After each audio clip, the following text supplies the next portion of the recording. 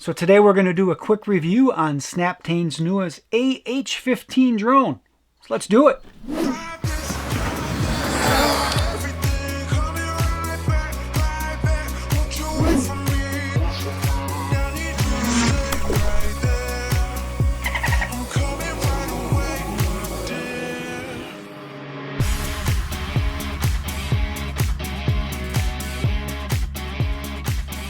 Hey guys, thanks for stopping by. Always appreciate it. It's good to see you. So if this is your first time here, my name is Keith and this is Alien Drones. I do a lot of drone tech, photography, tips and tutorials, and industry news. And if that's something that's of interest to you, you might want to hit the subscribe button and the notify bell. That way I'll let you know when there's some new content that might be of interest to you. So let's get right to it. The review of the new AH-15 SNAPTAIN drone. It is a smaller drone. I hesitate to call it a toy drone, but it is a toy drone in the sense that it does not have GPS and it has a non-gimbalized camera, but it does have a camera just the same, and it does have some altitude hover and some other things like that. So it is not too bad for the price, but what I'm going to do is I'm going to go through it quick, take it out for a fly, and then we're going to go through all the details. Some of the things that I found that were pretty good for this price point, and some that were not so great in my opinion. That being said, let's just get into it. Now, I don't typically like to do much for unboxings, so I'm going to pull this out and just show you briefly what's in the box, and then I'm going to go into the parts right away. So here we go. Here are all the parts. So we have the main component, which is the drone itself, which is a foldable type drone. So it looks like such. Not a bad looking little UAV here. I'll set up here. So we have the remote next, which takes 3 AAA batteries. It does not come with rechargeables. We'll talk about that a little more. And it comes with some other accessories. It comes with 2 batteries. Also comes with some extra props here, quite a few. Some extra screws, which is always nice because these props are screwed on. A couple of chargers, which is nice, 2 chargers instead of just 1, and a little screwdriver for the props, and it also works on the remote. There's a cover on the back of it that screws it into place, so that gives us a little screwdriver as well. Also on the back of here we do have a little carrying case for it, a little felt pad case, which is kind of nice, not bad. And we do have the instruction manual comes with it. So that is the unboxing for me. So first I'm going to start with the manual, and before you click away, usually we throw these away. They're not good. There's not useful information in here. Fortunately, SNAPTAIN has done a really good job with this. Other drone manufacturers could take a cue from this. It is small in size, but the information is concise and relevant. It shows you how to assemble the drone. It shows you what the buttons are on the remote and what each one means. They go through the app and what all the buttons are and how they operate and what to do. Gives you a troubleshooting section. It is actually very good. So I would recommend take this manual and run through it. It does give a lot of relevant information. It's just going to be a 5-minute read, but good stuff, and keep it around for reference. Next, we're actually going to start with the UAV itself. The drone itself is not too bad. It is heavy enough that it is going to require registration with the FAA in the United States here. So looking at the underside of the drone here, we do have a camera. The camera does have a cap on it, so make sure if you're going to take this out and do some video or some pictures, you take that off. It kind of blends in, so it's an easy thing to miss. So if you're not getting any video or image at all, you might want to check, see if you have that on. Now it is just a manual tilt on here. It is not adjustable once you're in the air, so make sure and adjust that where you want it before you take off. Further underneath the drone, here is the 1 battery. I already did put the battery in, one of the batteries. So they kind of slide out here. I'll pop that out of here. You can see it pops back. So there's 2 of these batteries here. Pops in like so, goes in, and then snaps into place. They say the flight time is about 8 or 9 minutes or so. So we'll double check. We'll take that out and see what kind of flight time we get per battery. It's pretty cold today. I think it's about 20 below 0 with wind chill. So I'm not going to be standing out there too long, but we'll see how it goes. They did say in the manual that the cold temperatures does affect the flight time. So we'll see how that goes. Also, on the bottom of the drone itself, a couple things I want to mention. One is that even though it looks like these may be brushless housings, they are not. These are brushed motors. And what that means is you're going to have brushes around there. So they're not going to be quiet. They're not going to be as robust long term. So this is a drone that isn't going to have the longevity of one with a brushless motor. And also when you look underneath here, you're actually going to see exposed gears. So that means they have a little motor here running, and this is going to turn a gear, which is going to then translate into the motion of the props. So of course those gears are going to have a limited lifetime as well, and I can see through here they're just white plastic, so these gears are not replaceable. So once they strip off, or if you run into a few things and you start to damage them, you won't be able to repair them, so the drone then is going to be garbage. So far, I know we're not quite done yet, but if you have found anything of use or of value, or something that you didn't know before, take a second and click that like button. I always appreciate it. It does help the channel grow. So please take a moment and do that, and then we'll continue. So the remote itself is not bad. It feels pretty good in the hand. Has a little arm here that comes up, so you can mount your device in it. It has a little spring-loaded kind of catch with that. Again, the remote is something that I think some other manufacturers could take a cue from. And that is, every single button on here is labeled what it is right on the front. Now that is really nice. Plus, of course, you have the sticks. The sticks feel pretty good. They don't feel super cheesy and weak. They actually have a good tactile feedback. So not bad at all. Not bad at all. So to keep this short, we're going to do two things here. First, we're going to connect the drone to the remote, and we're just going to fly it that way. No device attached. Now, you don't need the device to fly it. It flies perfectly fine that way using the sticks. There is no benefit to using the device, other than it gives you a couple of extra funky functions that, honestly, I probably wouldn't use anyway. And it also does give the option to record pictures and video, and those will be stored to your device. There is no card in the drone itself, or in the remote or anything like that. It just records directly to your phone. So to connect the drone, it's real simple. We're going to take the drone itself, always turn the drone on first. You have a button here. We're going to press this button, hold it in for a couple of seconds, and on it comes. You can see these lights flashing. When they flash fast like this, lets you know that it is not connected. So we're going to set this down. There we go. And then we're going to turn the remote on. Now the remote, we don't need this up here. The remote has an on-off button, so we're going to turn this on. Has a little flashing red light up here. When it is on, we are going to left stick up, left stick down. That will sync us up. We're going to go ahead and do that, and you'll notice that the lights will change and go to solid. Now the remote is connected to the drone. So right now we could take off with this, and if we actually did this, we could, you can see here, we could start and stop this right now. We could take off and go up. It would make a mess inside of the studio here, but that's all there is to it. We can take this out right now and we can fly it. With one exception, you always want to do a reset first, and there's a reset button here. One is just push and hold this button. So this allows to have the drone kind of calibrate so that it would keep stable. So you always want to do that on flat ground. If you do it kind of crooked, it's going to set the stabilization in there and the hover mode or the altitude hold, and you're constantly fighting it. So make sure you reset this on level ground. So in its most basic form, then we do have the drone connected to the remote, and it is solid lights, so we know that it is indeed connected, and we've reset it so that we know the stabilization should be pretty good when we go outside. So let's just take it outside. We're going to run it around, see what happens. It's really cold, so it'll be a quick few flights, but we'll just see how it works, and then we'll come back in and we'll finish off the review. Well, here we are outside. It is a cold one out here, so I'm going to try to make this quick. And keep in mind that this is a review of the basic functions. Does it fly? Does it work at all? Is it controllable, or is it a waste of money? We're not going to go through all the exact details of every button, try out every little function in the app, see if it works as a full tutorial.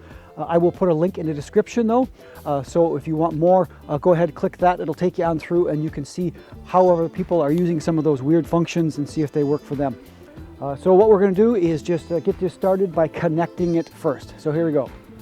I would always recommend taking a small drone like this and starting it up basically indoors or someplace covered, because if you start it up and there's something defective right out of the box and the thing just goes wild and you have no control, well, now you've got this thing out in the airspace if you're outside. So I already did start it up inside just for a couple moments to make sure it hovered, and it was pretty good. So I'm out here outside, but again, I am not going to go higher than the trees here. because with these types of drones that have a limited range, if it does disconnect, I want it to hit something rather than fly in the airspace and then have it land on a highway or get near a helicopter or something. So it's really cold. So I'm going to do that. I'm going to keep below the trees on purpose for that, and I would recommend that you do that as well. Okay, and the drone is flashing here, so we know that we're powered up. We're going to power the remote next. There's a power button here. We're just going to do that. Okay, we're powered. Next thing you're going to do is we're going to link this. So we're going to go ahead, up, down, get that linked. Good. Next thing we're going to do is hit the reset button, hold it. That calibrates the drone, the IMU, if you're used to those types of functions, just to try to get it level and make sure it's okay. So we're going to hold that. It beeps. The drone, it's hard to see here, but the lights stopped flashing and they're now solid. So now that we got it solid, we should be ready to go. There's a couple ways you can do that. We can hit the takeoff button here and it should take off automatically. Or we could actually drop the sticks out, down and out, and it should start, and then we can raise it normally. I'm just going to go ahead and do a takeoff right now with the button, get it started. There we go. Okay, and I'm having to pull on it a little bit here to keep it in place, but not too bad, not too bad. So I'm going to go up a little bit. And if you do have a drift around, like it's doing here, if you do have a drift around, you can use these trim buttons, and that's what I'm going to do now, is to try to trim it out. It's pretty calm. It's not very windy out here, so it shouldn't take too much.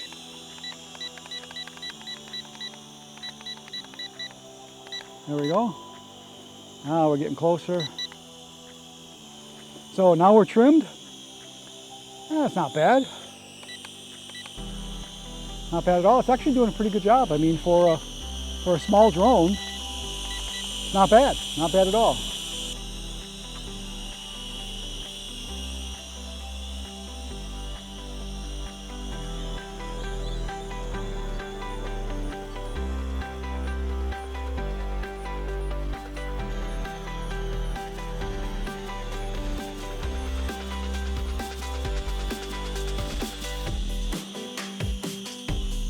Okay, no problem there. So we do have a little bit of trim here. It's a little bit wild, but really for one of these small drones like this, it isn't too bad at all.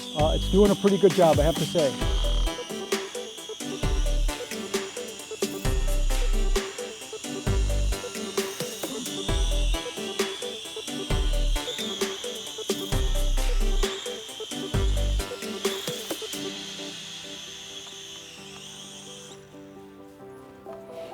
We're going to drop the phone on here and open the app and I'll record that a little bit so you can see what the camera and the video sees, and I'll go through a couple of the things on here. But again, it's really cold, so I'm going to keep this limited out here today, but at least you're going to be able to see what it is. And the wind is picking up a little bit, which is making it harder too. So it's probably 20 degrees below zero here with the wind chill, so I'm going to keep this a little short. But I will put the phone on here so you can see what that looks like. I'll try to do a screenshot and we'll go from there.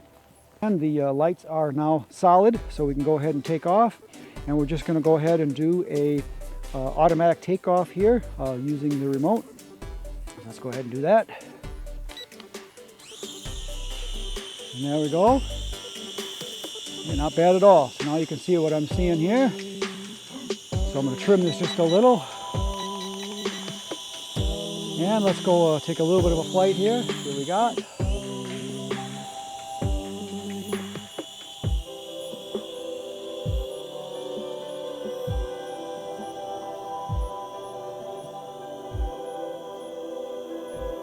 Now when the wind does catch it, it does push it around, of course, with the weight. So there we go. Let's pull her back here. Wind is getting pretty strong, so let's not get too far ahead of ourselves here. Get this thing ended up going someplace we don't want it to go. Okay.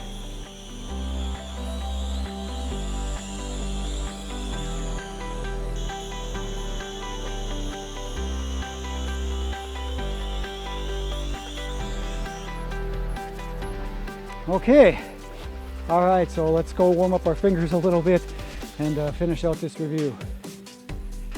All right, well, I have to say it was cold out there. I am frozen, my fingers are cold, but it did perform pretty well. It was a little dicey. I went back and forth a few times, as you saw in that piece of the video. But overall, it did fly. Is it perfect? No. But again, for I think it's $79, is it worth that so far? It's pretty good. If you wanted to learn how to fly and didn't want to spend a lot of money on an expensive drone, or had some kids that you wanted to kind of get them into the hobby and you wanted to see if they liked it or not before you spent $500, $600, $1,000 on a more expensive drone, it's a pretty good starter drone. It really is. It's not bad. I've had some other ones that honestly, they really sucked. You couldn't keep them on the ground. They were just constantly flopping upside down, losing connection. I did get about 8 minutes out of the battery when I put a full one in. The phone does snap into the remote here. It does pop in here. Now, one thing I think they could have done a heck of a lot better is that with my case on, and I have a pretty skinny case, yes, it does go in here, but there is no way I would rely on it sticking in there. It pops out very quick, just like that, very quick. And there's no little lip on the bottom. So there's no way I'd take a $1,000 phone and dump it in here. It's going to fall out. I did take the cover off and it's better. But even that, it's kind of a weak connection. So just be really careful if you're going to use your phone in here, that when you put it in here, it's not the greatest holder here. I don't know if you want to put a rubber band around it or something, but I would be really squeamish that you bump this and it's going to fall on the ground. There's no cables or anything to hold it. So that's kind of a miss. I think it's pretty simple to design this so the phone doesn't fall out. SNAPTAIN needs to do a little bit better job with that, in my opinion. So something else I wanted to mention that I wasn't the greatest fan of, and that is the battery underneath. You're supposed to push a tab here on the bottom and then slide it out. And I can't get it to move. I ended up sticking a knife or trying to jam my fingernail in here trying to move it. It was just too tight. Now maybe you could put a little bit of silicone or something on it, or with wear or use, maybe it will get better. But yeah, in my opinion, it's kind of a miss. So when you're trying to do this, I mean, you end up pressing so hard that you almost break the body of the drone trying to get it out of there. So I'm not a big fan. There we go. Okay, so I did get it out of there, and you can see it's just supposed to drop down and slide over. Not very easy, so I think they had a miss on that. But it's something I think if you fooled with it a little bit, or maybe siliconed it or something, it might be a little better. But right from the factory, it's probably not the greatest. All right, so that is my quick review on the new AH-15 drone from SNAPTAIN. It is not a bad little starter drone at all. It did operate. It did control. The trim controls did work nice. It is not a professional drone by any means. It does not have the gimbal, does not have GPS, and does not have professional camera specs, which are the three for me that really kind of make the difference between kind of more of a toy, a recreational hobbyist type drone just for fun to fly, and one that you can actually do some commercial work with. So it's not bad. I will leave a link in the description if you want to know more about the details of the app, how it flies, problems that people had, things like that. Go ahead and click through those links and you'll get some more information that I may not have covered here. So go ahead and do that. So if you found anything of use in this video or things you didn't know before, please, I urge you to click the like button. It does help the algorithm. Let YouTube know that there was some use to it. Without your help, YouTube will never promote us and you'll never see any content from this channel again. So if you do like the content that you see here, please click that like. It does help and it's free, I promise. And with that, I don't have anything more for you today. So until next time and next video, good flying.